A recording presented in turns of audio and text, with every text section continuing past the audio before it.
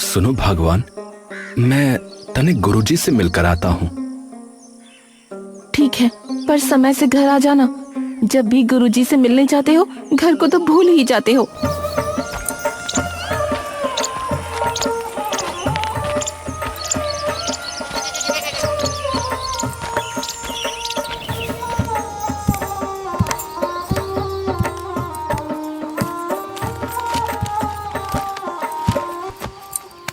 प्रणाम गुरुजी।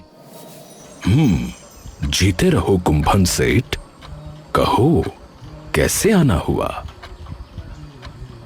गुरुजी, आजकल मेरा ना मन किसी काम में नहीं लगता। यदि घर में रहता हूं तो लगता है कि बाहर रहूं, और यदि बाहर रहता हूं तो जी करता है कि घर ही में रहूं।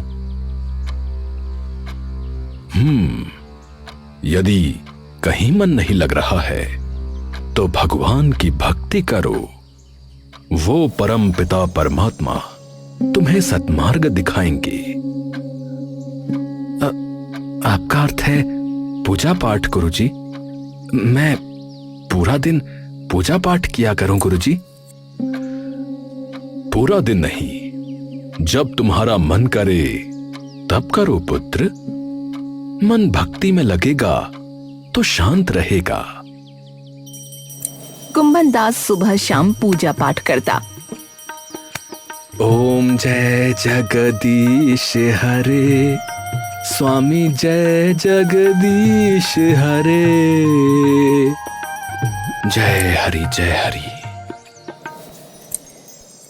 अजी, आप ऐसे ही पूजा पाठ करते करते कहीं साधु बन गए तो मेरा क्या होगा?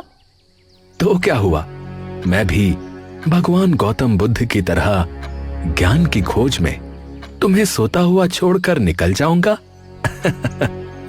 ऐसा सोचना भी मत। गृहस्थी परिवार ये भी भगवान के ही बनाए हुए हैं। अपनी गृहस्थी से मुंह मोड़ने से भगवान कभी प्रसन्न नहीं होते। तुम भी ज्ञान देने लगी।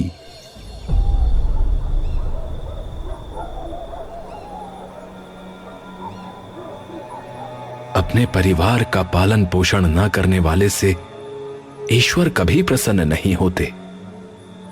ऐसे व्यक्ति को मोक्ष नहीं मिलता। उसके कानों में आवाज गूंजने लगी। मोक्ष नहीं मिलता, मोक्ष नहीं मिलता।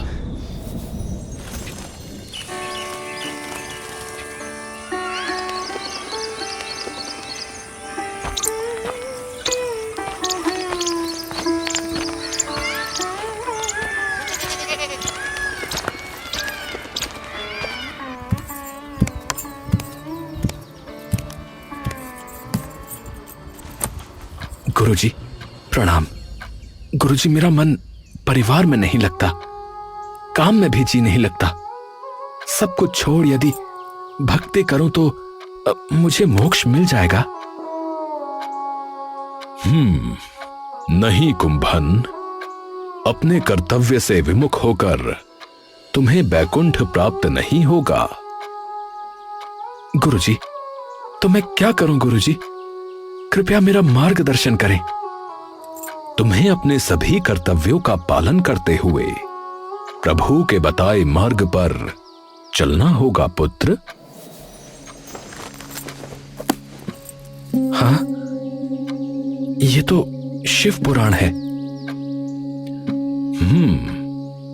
सुबह शाम इसका पाठ करो, भगवान की पूजा आराधना करो, दान पुण्य करो, भूखों को भोजन कराओ, निर्धनों की सहायता करो, जीव हिंसा नहीं करना। भगवान तुम्हें मोक्ष अवश्य देंगे। अजी, आप तो रोज सभी साधु महात्माओं गरीबों के लिए भोजन की व्यवस्था कर रहे हो। ऐसे धन खर्च करोगे तो हमारा क्या होगा? देखो भगवान, अब यहाँ वही होगा जैसी भगवान की इच्छा होगी। हाँ हाँ, जो भगवान को मंजूर होगा। मुझे लगता है कहीं आप अपने साथ साथ मुझे भिक्षा मांगने के लिए ना ले जाओ। घबराओ मत भगवान, भगवान सब संभाल लेंगे। इस नगर में अब कोई भूखा नहीं रहेगा। साधु संतों का आदर होगा और मैंने मंदिर के बाहर प्रतिदिन भंडारे की व्यवस्था कर दी है। हम भी अपने ही भंडारे में पूजन किया करेंगे। हे भगवान, इस आदमी की नीयत बुरी नहीं है, अब तो बस तुम्हारा ही सहारा है।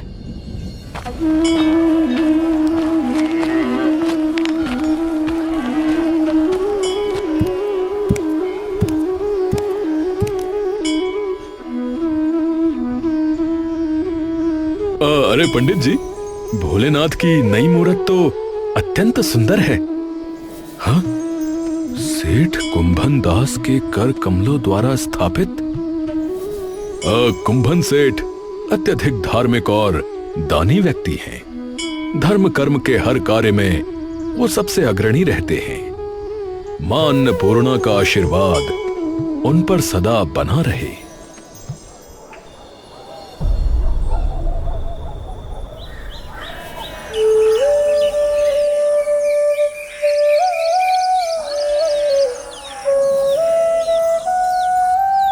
कुंभन दास ने अपने घर पर बड़ा यज्ञ करवाया। ओम भूर्भुवस्वः तत्सवितुर्वरेण्यं भर्गो देवस्य धीमहि धियो यो नः प्रचोदयात्। यजमान यज्ञ में आहुति दें। स्वाहा।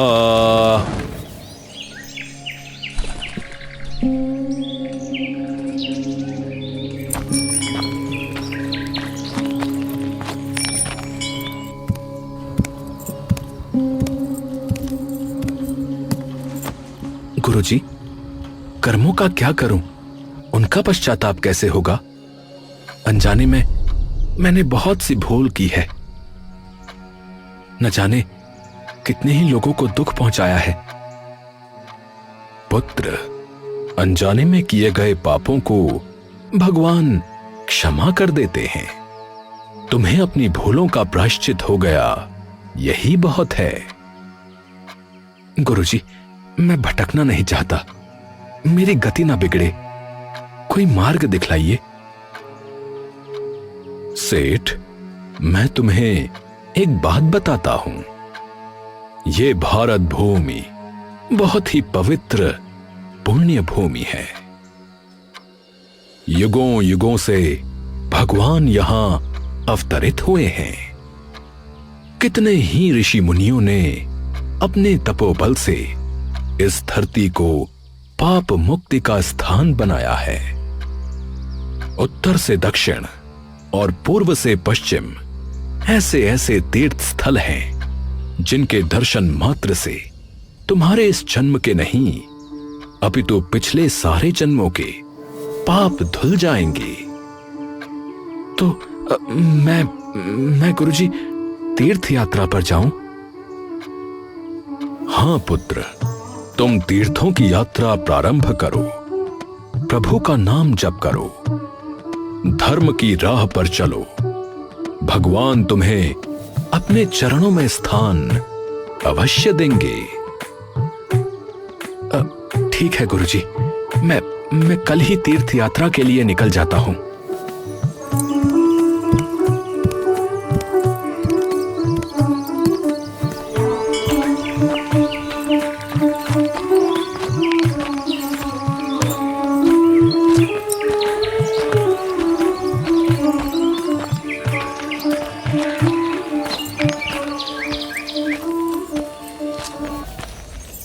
मैं कल सुबह तीर्थ यात्रा के लिए जा रहा हूं। तुम इस घर परिवार का ध्यान रखना। घर तो वापस आओगे ना? देखो जल्दी आ जाना, अपना ध्यान रखना। मैं जाने की तैयारी करता हूं। वापस तो आओगे ना? कहीं वहीं सन्यासी बनकर घर को मत भूल जाना। अरे तुम जाने दोगी तभी तो वापस आऊंगा ना। ठीक है, जैसी आपकी इच्छा।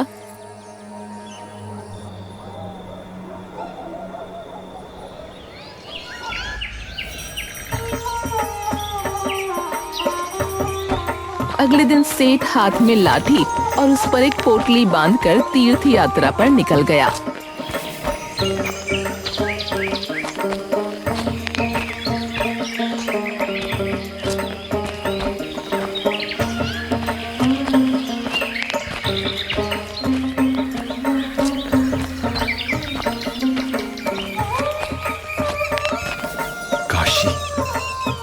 ये पुण्य भूमि यहाँ आने वाले हर व्यक्ति को मोक्ष देती है। मेरा प्रणाम स्वीकार कर काशी। जय भोले शंकर, जय भोलेनाथ।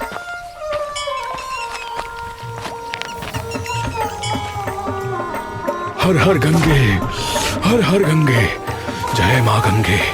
हर हर गंगे, जय मां गंगे।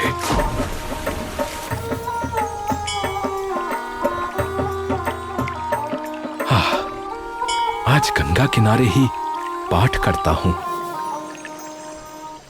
सर्वेषां बीजम सत्कथा श्रवणम नृणाम यथा वदर्भ समाराध्यम भवबंध गदापहम।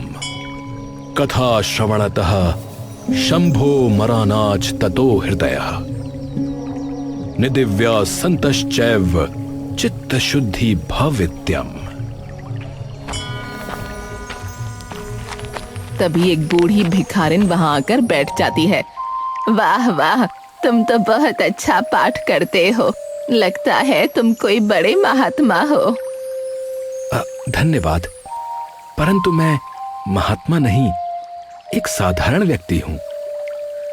हाँ, ये बात है कि मैंने चारों वेदों को पढ़ा है, उपनिषद और पुराण भी पढ़े हैं। तुमको तो बहुत ज्ञान है बेटा, पहले यहाँ कभी नहीं देखा। मैं आज ही यहाँ आया हूँ। काशी दर्शन के बिना व्यक्ति को मोक्ष नहीं मिलता। कहते हैं ज्ञान भी नहीं मिलता। मोक्ष? अपने साथ मुझे भी इस दुनिया से मोक्ष दिला दे बेटा, मैं बहुत दुखी हूँ। अरे अरे हाथ छोड़ो। अरे अरे तुमने मेरा धर्म भ्रष्ट कर दिया, मुझे अपवित्र कर दिया। मैं अभी गंगा मैया में स्नान करके आया था। अपने मैले गंदे अपवित्र हाथों से छूकर तुमने मुझे भी गंदा कर दिया। मैं सेठ हूँ, सेठ, समझी? हाय हाय, भिखारिन के छूने से तुम अपवित्र हो गए। अपना सेठ बना लेकर काशी में मोक्ष पाने आया है। गंगा में डुबकी लगाकर मन तो धो लेता। तू सेठ है, मैं भिखारिन हूँ, पर हम दोनों को बनाने वाला तो एक है, ये भूल गया तू। मणिकर्णिका घाट पे बैठ, थोड़ी देर में तुझे समझ आ जाएगा, तेरी और मेरी मिट्टी एक है। आया बड़ा मोक्ष पाने।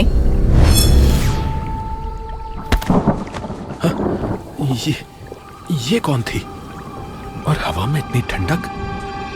कहीं ये गंगा मैया ही तो नहीं थी? माँ, तुम यहाँ मेरे पास आई और मैं तुम्हें अपने घमंड में पहचान भी नहीं पाया। सब प्राणी तुमने बनाए हैं, भूल गया माँ, मुझे क्षमा कर दो। मुझे प्रायश्चित करना होगा, मैं प्रायश्चित करूंगा। सेठ जंगल से गुजरा। वो थक कर एक पेड़ की छाया में बैठ गया। कुछ आदमी दूर से आ रहे थे।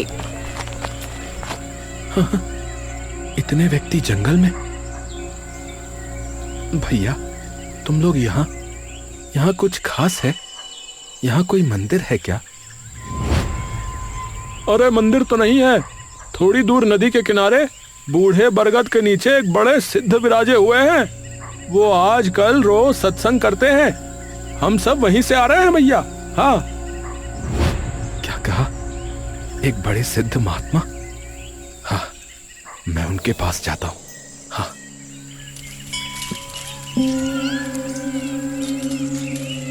साधु के पास कई लोग बैठे सुन रहे थे। उस परमात्मा का ना आदि है ना अंत है। वो साकार है, निराकार भी है। वो मिट्टी में है, हवा में है। सेठ पैरों में गिरकर रोने लगा।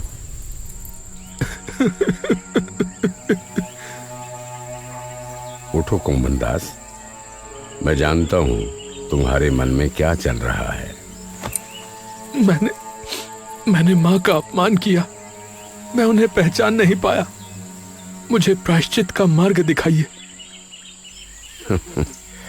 जा, उस पवित्र सरिता में डुबकी लगाकर अपने पाप धो डाल।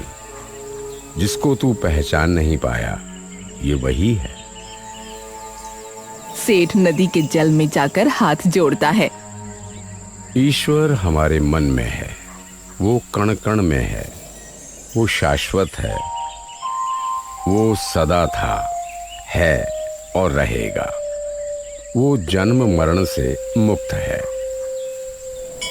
बाबा, बाबा आप तो बहुत महान पुरुष हैं। आप मुझे ज्ञान का मार्ग दिखाइए ताकि मुझे वैकुंठ प्राप्त हो सके, मुझे मोक्ष मिले। कुंभन दास, तुम किस अमरलोक में जाना चाहते हो? श्री के वैकुंठ या महादेव के कैलाश? मैं कुछ समझा नहीं।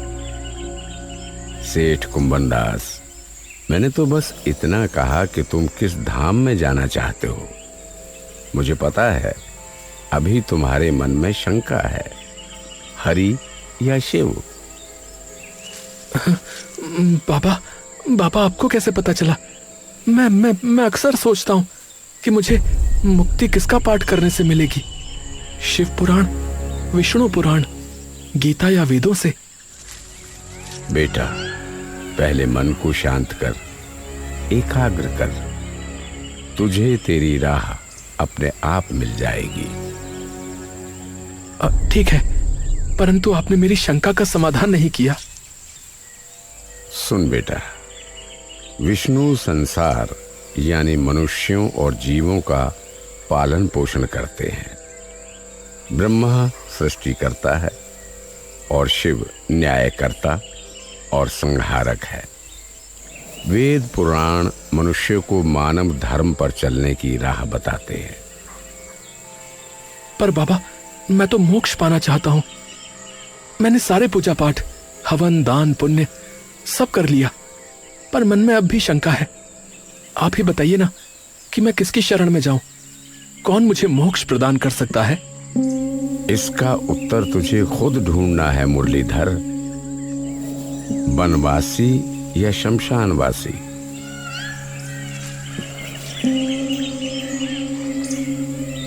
सेठ रोते हुए साधु के चरण छूने की कोशिश करता है, पर उन्होंने चरण पीछे कर लिए, जिससे आंसू साधु के चरणों पर गिर गए और तभी पैरों का आकार बढ़ने लगा।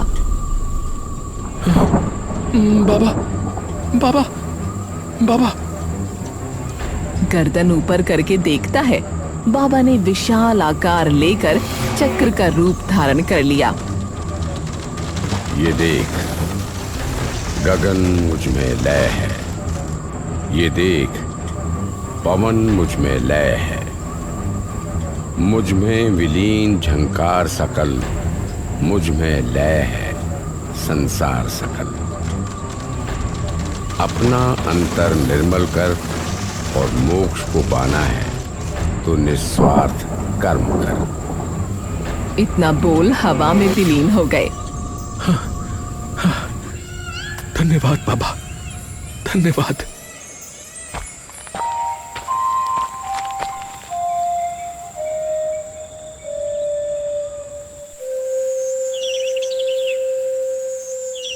अजी, जब से वापस आए हो इतना उदास रहते हो, क्या हुआ? कोई चोर डाकू मिल गया था क्या? सेठ ने पत्नी को सारी बात बताई। आप गुरुजी के पास जाइए, ये सब तो उन्हीं को समझ आएगा।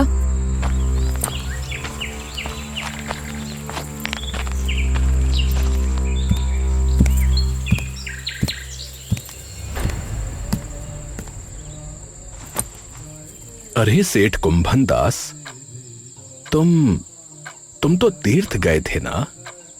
यात्रा बीच में ही छोड़कर वापस आ गए? वो अवश्य ही कोई सिद्ध पुरुष होंगे। तुम उन्हें ढूंढो, वही मोक्ष दिलवा सकते हैं। परंतु अब मैं उन्हें कहां ढूंढूं?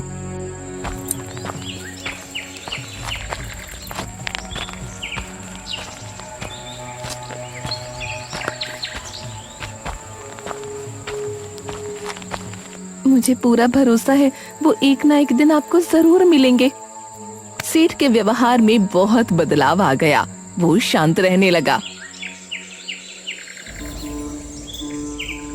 सेठ सुबह जल्दी उठकर सूर्य को जल देता, ध्यान में बैठ जाता।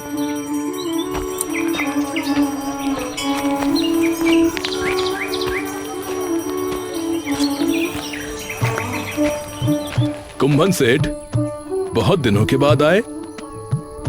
पूजा के बाद वो कुछ देर मंदिर की सीढ़ियों पर बैठ गया। सेठ जी, दान के लिए कपड़े आ गए। ठीक है, निर्धनों को दे दो। आप अपने हाथ से दे दीजिए। देने वाला तो वो परमात्मा है, भोले भंडारी हैं। साधन तुम बनो या मैं, क्या फर्क पड़ता है। जाते हुए सेठ से एक बूढ़ी भिखारिन टकरा गई। उसके हाथ में पानी का ग्लास था, वो उस पर गिर गया। ये क्या हो गया सेठ जी, माफ करना, पता नहीं कैसे आप पर गिर गया। कोई बात नहीं। बहुत भूख लगी थी सेठ जी, आपने खाना बंटवाया तो रहा नहीं गया।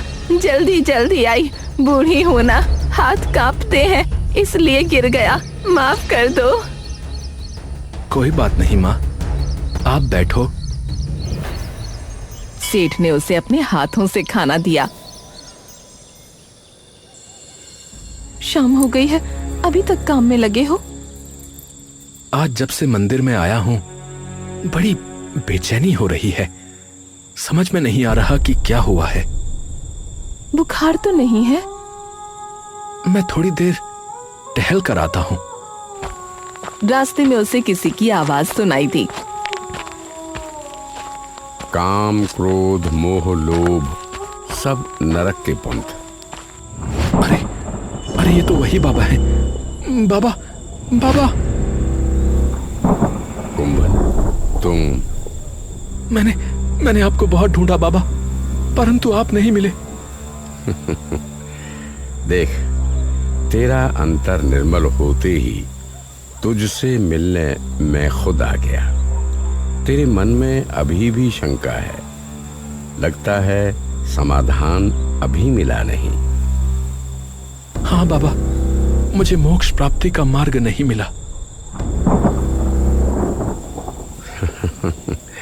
विष्णु या शिव, बैकुंठ या कैलाश, अभी तक उसी जाल में फंसा है। आप ही राह दिखाइए। बाबा जोर से हंसे, आवाज तेज हुई, भयंकर हंसी की आवाज। बाबा बाबा। बाबा पहले ब्रह्मा बन गए, फिर विष्णु बन गए, फिर शिव बन गए। सेठ मूर्ति बन हाथ जोड़े देखता रहा। ब्रह्मा, विष्णु, शिव तीनों एक ही शरीर के 3 मुख बन गए। ब्रह्मा भी मैं, विष्णु भी मैं, शिव भी मैं हूं, कण कण में मैं हूं, तुझसे मैं हूं, मुझसे तू है, तुझ में मैं हूं और मुझ में तू आएगा, मुझ में तू आएगा।